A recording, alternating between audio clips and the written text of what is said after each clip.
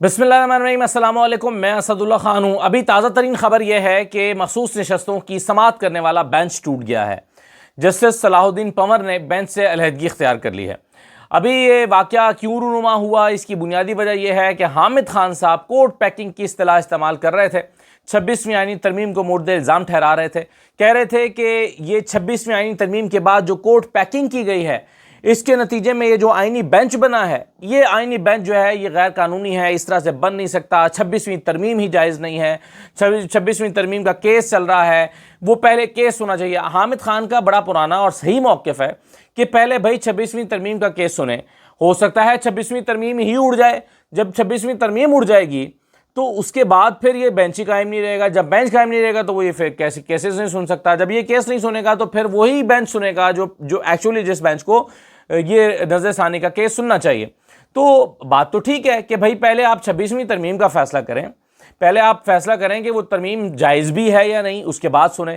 لیکن بہرحال جسٹس صلاح الدین پنور صاحب نے کہا کہ مجھے انسلٹ فیل ہوئی ہے اور اگر آپ کا مجھ پر اعتماد نہیں ہے تو میں بینچ سے علیحدہ ہو جاتا ہوں۔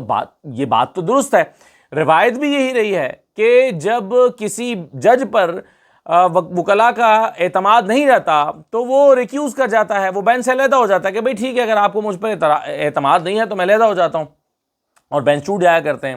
تو جسٹس صلاح الدین پنور اسی اصول اور ضابطے اور اخلاقیات کی وجہ سے اب بینچ سے الگ ہو گئے۔ اب بینچ سے الگ تو ہو گئے، لیکن اس بات کو بڑا مائنڈ کیا جسٹس امین الدین نے بھی، جسٹس جمال خان مندوخیل نے بھی، اور ڈانٹ پلا دی حامد خان کو۔ کیا ہوا ذرا مختصر سا کلپ یہ دیکھ لیجئے، پھر میں آگے چلتا ہوں۔ I hereby respectfully recuse from this page. Greatly appreciate that, sir. اور ایک میں It is not a matter of appreciation. Not a matter of appreciation. This is because of your conduct. Conduct.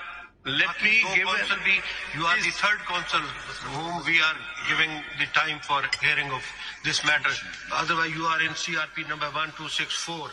The interim orders for two counsel already have argued the matter in full strength. ایک case میں دو وکلاء کو اجازت نہیں ہوتی، آپ کا ہم نے عزت کی خاطر آپ کو موقع دیا، otherwise you are not entitled to argue because very much entitled. میری separate petition ہے۔ پلیز آپ کو موقع دیا گیا، آپ نے اس کا ناجائز فائدہ۔ One of the members have recused. Wait for 10 minutes for further proceedings in this matter. After 10 minutes. Greatly appreciate. اب جسٹس صلاح الدین پنور نے کہا کہ میں خود کو بینچ سے علیحدہ کرتا ہوں، تو اس پر حامد خان نے کہا کہ آئی اپریشیٹ دیٹ۔ تو جسٹس امین الدین جو اس بات پر خفا سے دکھائی دیتے تھے، انہوں نے کہا کہ this is not the matter of appreciation, یہ آپ کے ریمارکس کی وجہ سے، آپ کے کامنٹس کی وجہ سے، آپ کے جملوں کی وجہ سے وہ بینچ سے علیحدہ ہو رہے ہیں، آپ کے کنڈکٹ کی وجہ سے وہ بینچ سے الگ ہو رہے ہیں۔ تو اس پر جمال خان نے کہا کہ جیسے جمال خان مندوخیل نے کہا کہ ہم نے آپ کو موقع دیا، ایک کیس میں دو کاؤنسل نہیں ہو سکتے، ہم نے پھر بھی آپ کو موقع دیا اور آپ نے اس کا ناجائز فائدہ اٹھایا۔ آپ کو یہ ریمارکس نہیں دینے چاہیے تھے، یا یہ اس طرح کے کامنٹ نہیں کرنے چاہیے تھے۔ تو اس پر جو ہے وہ انہوں نے کہا کہ، اور انہوں نے جب جمال خان مندوخیل نے کہا کہ آپ تو انٹائٹلڈ ہی نہیں ہیں آرگو کرنے کے، ہم نے پھر بھی آپ کو موقع دیا، انہوں نے کہا جی میں بالکل انٹائٹلڈ ہوں کیونکہ میں ایک اور فریق کی جانب سے پیش ہو رہا ہوں۔ تو بہرحال اس بحث کے بعد امین الدین نے کہا کہ 10 منٹ کے بعد ہم آتے ہیں اور پھر بتاتے ہیں۔ اب ہونا کچھ بھی نہیں ہے، وہ تو ہمیں پتہ ہے 10 منٹ میں کیا ہوگا۔ 10 منٹ میں یہ ہوگا کہ یہاں بینچ بن جائے گا، جو ریکیوز کر گئے ہیں ان کو مائنس جسٹس صلاح الدین پنور، باقی لوگ بیٹھ کے اس کیس کو سن لیں گے، بینچ اور چھوٹا ہو جائے گا۔ بینچ پہلے ہی چھوٹا ہے، یعنی 13 رکنی بینچ جو اوریجنل بینچ تھا اس سے 11 رکنی بینچ پہلے ہی سن رہا ہے، پہلے ہی بینچ چھوٹا ہے، تو اخلاقی طور پر تو ہے ہی، قانونی طور پر اور روایت بھی نہیں ہے سپریم کورٹ کی چھوٹا بینچ سنے نظر ثانی کو، لیکن وہ آلریڈی سن رہا ہے۔ اب 10 سن لیں گے تو اس سے کیا فرق پڑے گا، سنانا تو فیصلہ ہی ہے نا جی، سنانا تو فیصلہ ہے اور الیکشن کمیشن نے اس پر عمل کرنا ہے۔ وہ ڈی جی لا صاحب جو آ کر بیٹھے رہتے ہیں اور آدھا منہ کھلا ان کا ہمیشہ رہتا ہے، آدھا منہ کھلا اٹھا کے وہ یوں دیکھتے رہتے ہیں، ایسا لگتا ہے کہ سمجھنے کی کوشش کر رہے ہیں کہ ہو کیا رہا ہے۔ تو وہ ڈی جی لا صاحب بیٹھے ہوئے ہیں، وہ جا کے الیکشن کمیشن کو بتائیں گے فیصلہ ہمارے حق میں آ گیا اور فیصلہ امپلیمنٹ ہو جائے گا۔ وہ 1.5 سال سے امپلیمنٹ نہیں ہوا لیکن اب ہو جائے گا، اس سے کیا فرق پڑتا ہے۔ تو بہرحال یہ اس کیس میں آج ڈیولپمنٹ ہوئی ہے۔ اب دیکھیں نا، جسٹس امین الدین صاحب نے کل جو ریمارکس دیے تھے، وہ انہوں نے کیا کہا تھا، انہوں نے کہا تھا دیکھنا یہ ہے کہ الیکشن کمیشن نے آئین سے انحراف کیا یا اکثریتی ججز نے، یعنی الیکشن کمیشن نے آئین سے انحراف کیا یا اکثریتی ججز نے کیا. یعنی وہ امین الدین صاحب کہہ رہے ہیں کہ الیکشن کمیشن نے اگر اس فیصلے کو پر عمل درآمد نہیں کیا، اس کو امپلیمنٹ نہیں کیا تو ٹھیک کیا، کیونکہ دیکھنا تو یہ ہے کہ الیکشن کمیشن آئین سے انحراف کر رہا ہے یا اکثریتی ججز کر رہے ہیں. یہ امین الدین وہ ہیں جو 13 رکنی بینچ میں 2 ججز میں شامل تھے جنہوں نے جو اقلیتی فیصلہ دیا تھا، امین الدین صاحب نے. اب 2 ججز نے اقلیتی فیصلہ دیا، وہ کہتے ہیں وہ ٹھیک ہے، 11 رکنی بینچ نے، جو 11 ججز نے ایک دوسرا فیصلہ دیا وہ غلط ہے. تو یہ جسٹس امین الدین صاحب کے ریمارکس ہیں جو محترم فرماتے ہیں، یعنی یہ ان 2 ججز میں شامل تھے، 2 رکنی اقلیتی فیصلہ دینے والے ججز میں شامل تھے، اور اب کہہ رہے ہیں کہ اکثریتی ججز نے غلط فیصلہ دیا. تو یہ فرماتے ہیں صاحب. کل مسرت ہلالی صاحب نے ایک اور سوال کیا، اور مسرت ہلالی صاحبہ مسلسل ایک ہی سوال کر رہی ہیں. پہلے دن حالانکہ انہوں نے سوال کیا، ان کو فیصل صدیقی نے سیٹسفائی کیا. آج انہوں نے پوچھا کہ کل انہوں نے پوچھا کہ کیا آزاد امیدواروں کو مخصوص نشستیں دی جا سکتی ہیں. یعنی وہ سارا کیس سنا جا چکا ہے، 13 رکنی بینچ تفصیل سے اس نقطے پر بات کر چکا ہے، یہ نظر ثانی ہو رہی ہے. تو اس سے آپ انٹلیکٹ کا اندازہ لگائیں ایک جج صاحب کا. میں حیران ہوں کہ یہ جب ایک سیشن جج ہوں گی یا ہائی کورٹ میں جج رہی ہوں گی یا مختلف جگہ، یہ کیسے فیصلے کرتی ہوں گی؟ کیا انٹلیکٹ ہے ایک جج کا کہ وہ سپریم کورٹ میں بیٹھ کے ایک بنیادی نقطہ اٹھا رہا ہے جس پر بحث ہو چکی. یعنی کیا جسٹس مسرت ہلالی کو یہ بھی پتہ نہیں ہے کہ یہ ریویو چل رہا ہے؟ ریویو کا مطلب ہوتا ہے کہ error on the surface of the judgment, اگر کوئی error on the surface of the judgment ہے اس کو آپ مینشن کرتے ہیں. یہ بنیادی نقطے سارے کیس میں سنے جا چکے ہیں، 13 رکنی بینچ سن چکا ہے.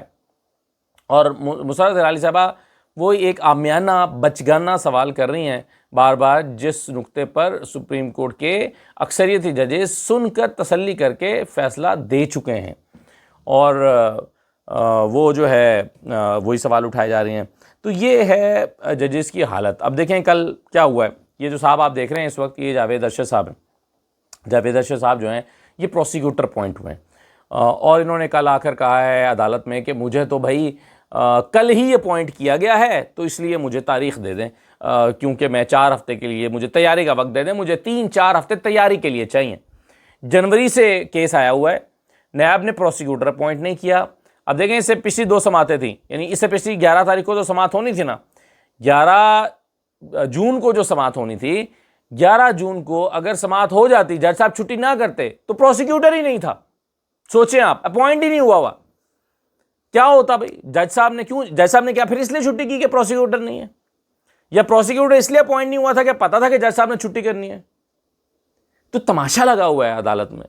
سرفراز زوگر صاحب نے بھی نہیں پوچھا کہ بھائی کیوں آپ نے دیر سے اپوائنٹ کیا ہے، کیوں اب اپوائنٹ ہوئے ہیں آپ؟ اپوائنٹمنٹ تو نیب سے پوچھنا چاہیے تھا کہ بھائی اپوائنٹمنٹ تو 6 مہینے پہلے ہونی چاہیے تھی. لیکن انہوں نے کہا اچھا چلو ٹھیک ہے، تمہیں تیاری کا لیے وقت چاہیے، ہم تیاری کے لیے وقت دے دیتے ہیں. کتنا وقت دیتے ہیں اس کی ڈیٹ بھی نہیں دے کے گئے. تو یہ جو صاحب ہیں جاوید ارشد صاحب، یہ کہتے ہیں کہ بھائی مجھے تو کل یہ اپوائنٹ کیا گیا، مجھے تو پتہ ہی نہیں ہے. درخواست آئی ہوئی ہے 6 مہینے سے، نیب پروسیکیوٹر اپوائنٹ نہیں کر رہا. پروسیکیوٹر اپوائنٹ ہوا ہے اور عدالت کے پاس آ کر عدالت کو کہتا ہے، عدالت بھی نہیں پوچھ رہی آگے سے. جسٹس سرفراز زوگر صاحب جس کام کے لیے لائے گئے ہیں، ظاہر ہے وہ وہی ذمہ داری سر انجام دے رہے ہیں. تو یہ عدالتوں کا حال ہے، اور پھر اس پر مائنڈ بھی کرتے ہیں. جب کورٹ پیکنگ کا لفظ استعمال کیا حامد خان صاحب نے، اس پر امین الدین صاحب ناراض بھی ہو رہے ہیں. 26ویں آئین ترمیم کے خلاف بات کر رہے ہیں، اس پر وہ ناراض بھی ہو رہے ہیں. بھائی اگر 26ویں آئین ترمیم کا جو کیس لگا ہوا ہے، کس کو پتہ ہے کیا فیصلہ آئے گا؟ ہو سکتا ہے عدالت فیصلہ دے، مثال کے طور پہ ایک پاسبلٹی تو ہے نا. ویسے اس آئینی بینچ سے تو توقع نہیں ہے، کیونکہ یہ آئینی بینچ اسی 26ویں ترمیم کی تو پیداوار ہے. لیکن اگر فرض کیجئے کہ عدالت کہہ دے کہ نہیں 26ویں ترمیم کا عدم قرار دی جاتی ہے، تو کہاں یہ بینچ اور کہاں پھر یہ فیصلے؟ پھر تو یہ بینچ ہی نہیں رہے گا.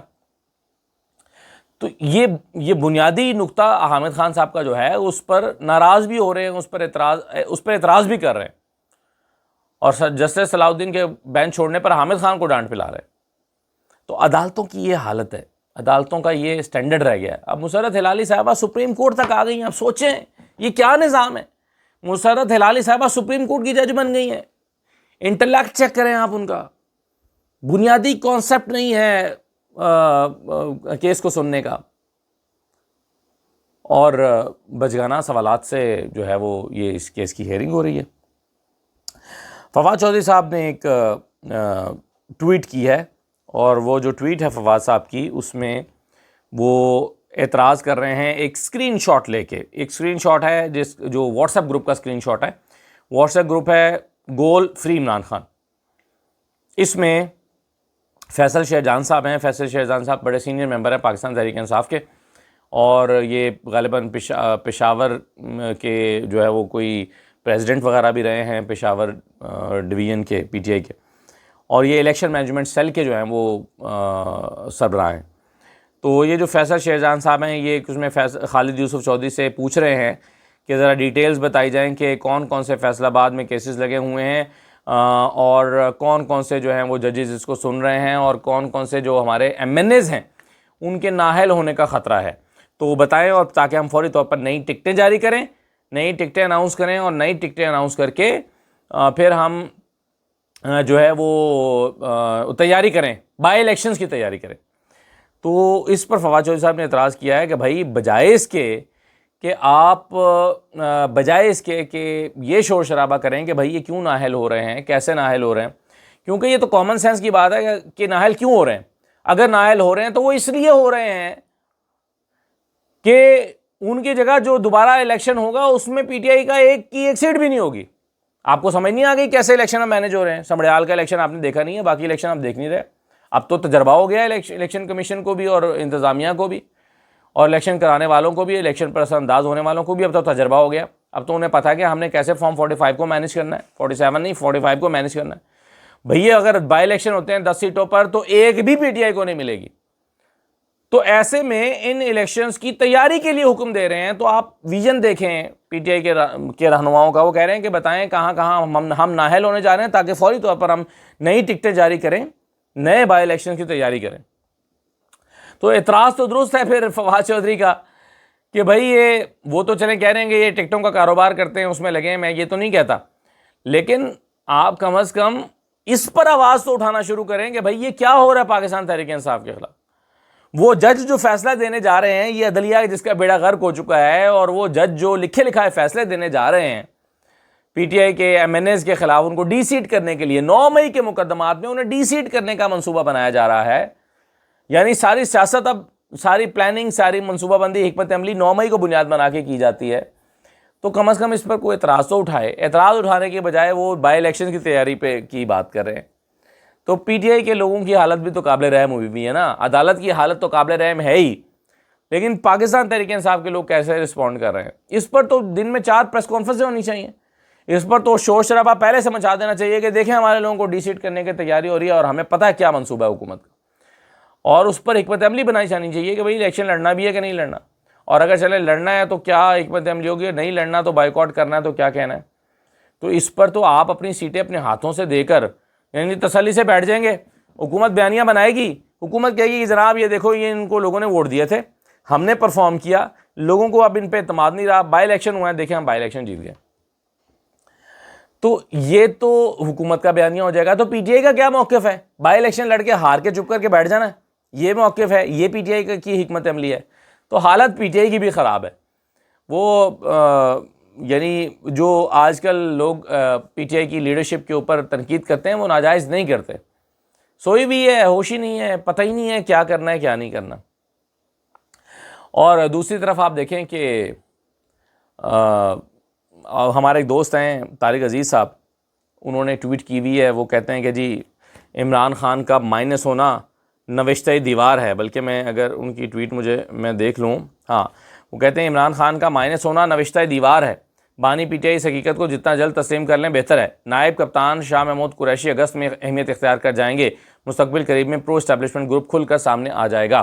اب یہ اگر میں ان کی بات مان لوں طارق عزیز صاحب کی، تو مائنس کون کر رہا ہے پی ٹی آئی کو؟ عمران خان کو خود پی ٹی آئی کر رہی ہے۔ یعنی عمران خان کا بیانیہ نہیں چل رہا، عمران خان کی بات کو آگے نہیں بڑھایا جا رہا، عمران خان کے احکامات پر عمل درآمد نہیں ہو رہا، تو مائنس کوئی اور نہیں کر رہا، مائنس تو پھر پی ٹی آئی کی لیڈرشپ ہی کر رہی ہے، جو عمران خان نے انفارچونیٹلی اپنے ہاتھوں سے اپوائنٹ کی، اپنے ہاتھوں سے لگائی ہے۔ تو عمران خان پارٹی کی فیضہ سازی میں تو مائنس ہو سکتے ہیں، لیکن عمران خان عوام میں تو مائنس نہیں ہو سکتے. وہ عوام جنہوں نے 8 فروری 2024 کو عمران خان کو ووٹ دیا تھا, ویسے گوہر کو نہیں دیا تھا, کسی اور کو نہیں دیا تھا, عمران خان کو ووٹ دیا تھا, آج اگر الیکشن ہو جاتے ہیں دوبارہ ملک میں اور فری اینڈ فیئر ہو جاتے ہیں, فری اینڈ فیئر سے مراد یہ ہے کہ کوئی مینجمنٹ نہ کر رہا ہو, الیکشن کمیشن کو بھی کوئی احکامات نہ ہو کہ آپ نے کیا کرنا ہے, چپ کر کے فری اینڈ فیئر الیکشن ہو جاتے ہیں, عوام ووٹ ڈالتے ہیں, عمران خان 2/3 سے بھی زیادہ اکثریت لے جائے گا, بلکہ نون لیگ کا صفایا ہو جائے گا. جس کو بھی عمران خان کھڑا کرے, تو پھر عمران خان مائنس کیسے ہوا؟ عمران خان کو سسٹم مائنس کرنے کی کوشش کر رہا ہے, عوام میں مائنس نہیں ہوا. ہاں لوگ نہیں نکل رہے, ان کے لیے احتجاج ہوتا ہے تو لوگ گھروں سے نہیں نکل رہے, وہ لوگوں کی مجبوریاں, مقدمے کتنے بھگتیں گے لوگ, لیکن عوام ووٹ جب ڈالنے کو آئے گا تو عوام عمران خان کو ووٹ دیں گے. یہ بات نون لیگ کو بھی پتہ ہے. تو اس لیے سسٹم عمران خان کو مائنس کرنے کی کوشش کر رہا ہے, عوام نے مائنس نہیں کیا, اور پارٹی نے اس سسٹم کے منصوبوں میں پارٹی رنگ بھر رہی ہے. اب آپ دیکھیے یہ جو آج بیٹھا ہوا ہے بینچ مخصوص نشستوں کا کیس سننے کے لیے, یہ کسی کو شک ہے کہ کیا فیصلہ آنا ہے؟ شک ہے کسی کو کہ مخصوص نشستیں تحریک انصاف کو نہیں ملیں گی, کسی اور کو مل جائیں گی, جن کی بنتی نہیں ان کو مل جائیں گی؟ یہ ہے جس میں کوئی شک؟ تو کیا رہ گیا اس نظام کے پلے؟ یعنی لوگوں نے جس کو ووٹ دیا اس کا حق بنتا ہے مخصوص نشستیں ملیں. اب آپ اس میں مین میخ کر رہے ہیں, نہیں جی یہ تو آزاد تھے, نہیں یہ تو سنی اتحاد کونسل تھی, سنی اتحاد کونسل تو الیکشن نہیں لڑی تھی یہ. اور بھائی لوگوں نے مینڈیٹ کس کو دیا ہے؟ اسی کا بنتا ہے مخصوص نشستیں. جس کو لوگوں نے مینڈیٹ نہیں دیا ان سیٹوں کا, وہ اس کو کیسے بن سکتا ہے؟ تو انا للہ تو ہو ہی گیا ہے اس نظام کا. بہرحال رہ کیا گیا. تو ایک چیز بڑی میں آپ سے کہنا چاہوں گا, دنیا ایک چیز پر قائم ہے, وہ ہے امید. امید کا دامن کبھی نہیں چھوڑنا چاہیے. نظام تبدیلی ہوتی ہے, سسٹم چینج ہو جاتا ہے, جد و جہدیں رنگ لاتی ہیں. یہ جو ہے نا کہ جی یہ اتنے کچھ بھی نہیں ہو سکتا, کوئی پتہ نہیں ہے کیا حالات کب پلٹا کھاتے ہیں, تقدیر کب ساتھ دیتی ہے. ہم نے ہسٹری پڑھی ہے, تاریخ کو دیکھتے ہیں, حالات سازگار بھی ہوتے ہیں, ناسازگار بھی ہوتے ہیں, تو سازگار بھی ہوتے ہیں. تو جو امید ہے یہ ایک ایلیمنٹ ہے جو ہمیشہ زندہ رہنا چاہیے. اور زندہ کئی دفعہ ہم نے دیکھا ہے کہ پوری دنیا میں جو ہے وہ اقوام عالم کی تاریخیں بھری پڑی ہیں کہ امید کے سہارے لوگوں نے اپنی جد و جہدیں کی ہیں اور انہیں کامیابیاں بھی ملی ہیں. تو امید نہیں چھوڑنی چاہیے, امید رکھنی چاہیے. آج اس نظام کے اندر کچھ نہیں بچا, کل کو یہ بہتر ہو بھی سکتا ہے. کیا جانے کہ کب حالات پلٹا کھائیں, قدرت بھی تو بیٹھی ہے اوپر. اجازت دیجیے, اللہ حافظ.